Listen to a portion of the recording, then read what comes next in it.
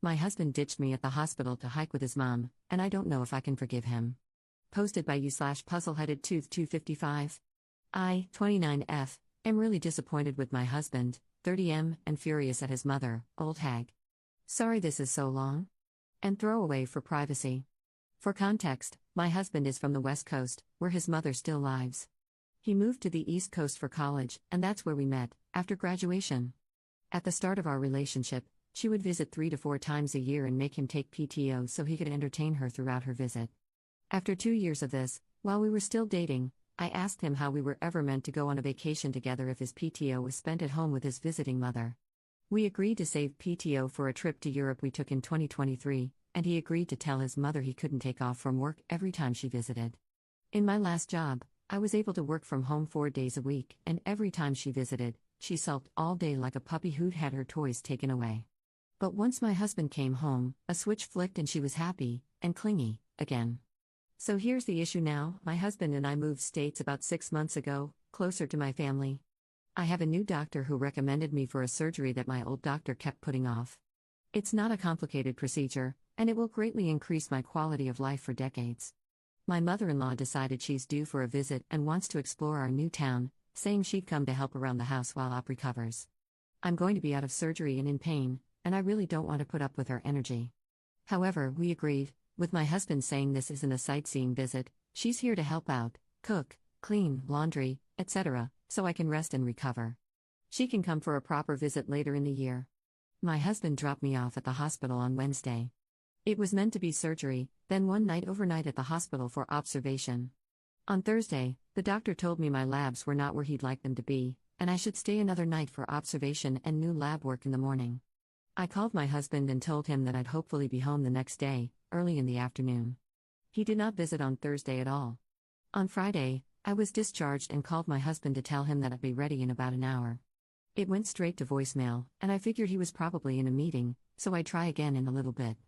After calling a few times over the course of over an hour, I called my sister, who was lucky enough to be excused from work for the afternoon, many thanks to her understanding boss.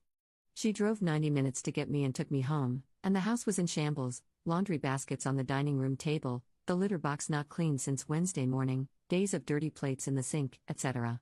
I just broke down crying. She packed me a bag and took me to her apartment to recover for 2 weeks. On Friday night, my husband called me asking where I was and said the hospital told him I had already been discharged.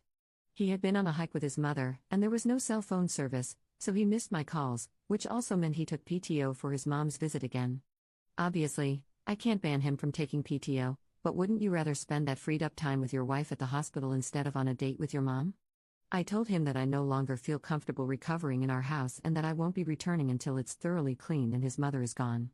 He's calling me a jerk because his mother just wanted to get to know our new area, and I wasn't able to leave the hospital anyway, and that I was making a big deal out of this. I yelled that he essentially abandoned me at the hospital and entertained someone whose being there was supposed to make recovery easier, not more stressful, and that she was there for support, not on a vacation. Maybe it's just the pain and pain meds, but am I in the wrong here? Is this a stupid hill to die on? There's a part of me telling me to see a divorce lawyer just to see what my options are because I'm not sure this will ever change. I know this is going to sound incredibly selfish, but I want kids, and I now don't see myself having any with my husband in the foreseeable future. And if this isn't going to work out, I don't want to spend the next 5 years wasting time and money on therapy and missing a chance to find someone I actually can start a family with, someone who can be a committed father and husband before he's a son. Many thanks to anyone who's read all of this. Top/relevant comments. Commenter. Mommy's boy couldn't even be bothered to visit you in the hospital? This is definitely the hill to die on. Cut your losses and leave him to his mommy. Commenter 2. Exactly, didn't visit and then went out of contact when there had already been a complication. What was his plan if those labs that needed to be watched had turned into needing to contact next of kin? Op's response. He kept saying it was a simple procedure and there wouldn't be any emergencies. It was a simple but invasive surgery. It's not like I had a mole removed. Commenter 3. Your husband dropped you off? My mother had 95 surgeries in her lifetime, he was at the hospital for all 95. Stay at your sister's house and have her get your stuff. This is the mountain to die on. Commenter 4. Possible disagree here. I've had a couple of surgeries, and I prefer to just be dropped off. I don't see any reason for my husband to just sit around when there's nothing he can possibly do to influence the outcome. But, that is my preference, and Op's preference might be different. However, I do want/expect my husband to visit if I'm going to be in the hospital overnight, and from Op's tone it seems like she does too, so that's a red flag. The point is, it's not staying or visiting or picking up, it's knowing what your partner wants and doing that. Op didn't seem super upset about the dropping off part, just the visiting and picking up part. I will say that going somewhere without cell service on a day you know your partner will likely need you is a jerk move no matter what the circumstances. Op's response. To be fair, that's me, too. I didn't want him to take PTO for the whole day, but I did expect him to visit me after work at least to check in. Update 1 month later. Hi all. I posted a month ago about my husband basically abandoning me at the hospital to entertain his visiting mother. I thought I'd post an update. We are done. I'm still at my sister's place, and my boss is letting me work remotely due to the commute, but I have an apartment I'm moving into in July that's a 10-minute drive from my job. Thank you to everyone who responded. It was a bit overwhelming. I went into defensive mode and thought I had put my husband in a bad light, but you all really slapped the rose-colored glasses off me. We spoke on the phone every day the first week I was away. He asked his mother to leave ASAP so I would feel comfortable coming back home. After a week, I told him I still needed space and was coming the next day to grab more things. Once he saw that I had an empty bag and my sister brought 2 empty pieces of luggage, he realized I was taking a lot because I wasn't planning to come back soon. He asked to talk, and I figured we should get it done and over with. I told him we needed to separate. He tried to argue that his mother only visits a few weeks out of the year and that things are great otherwise. I told him that the issue is he expects me to be okay during those weeks with him ignoring my feelings to cater to hers. I said things don't magically go back to normal once she leaves, there's resentment toward him for weeks for doing it again, and self-hatred for me allowing it to happen again. He asked to go back to couples therapy. I told him it didn't work last time.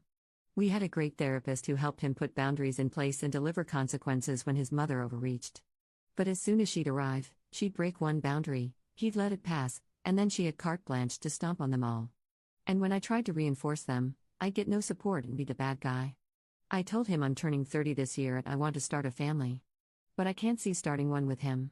If he can't put me first when I'm just out of surgery, why would I think he'd put our children first? I reminded him that his mother is retiring in less than 10 years. What happens when she decides she's frail and lonely? I asked him if he'd move her and whether I was okay with it or not. He replied, I'm all she has. It really hit me then. This was not the life I thought we were building together. It was not the life I wanted or could settle for. He asked if he was really that bad of a husband. I sorta lied and said, no, but you're just not the husband I need. I told him he either needs a wife who's okay with being the side piece in his relationship with his mother or no wife at all. I left with my sister, and 10 minutes into the ride back to her place, his mother called me. I sent it to voicemail. I started laughing, and my sister asked what was so funny. I said, the first thing he did was call his mommy and tattle on me for leaving. Papers have been served, and it's been pretty amicable so far, fingers crossed. Top/relevant comments. Commenter. I pity him a little, she has put her claws into him so deep that he'll never be able to live his own life and form meaningful relationships with people other than her. Good for Op to realize what that would mean for their marriage and walking away. Op's response. I kind of pity him, too. I don't think he'll ever have a healthy relationship with any woman in his life. Commenter 2. He called his mom immediately LMAO. Congratulations on ditching that loser baby man boy. Editor's note. Op's account is now disabled/suspended, so no further updates will be made from this account, although I'm assuming this is concluded since papers have been served and she has no intention of going back.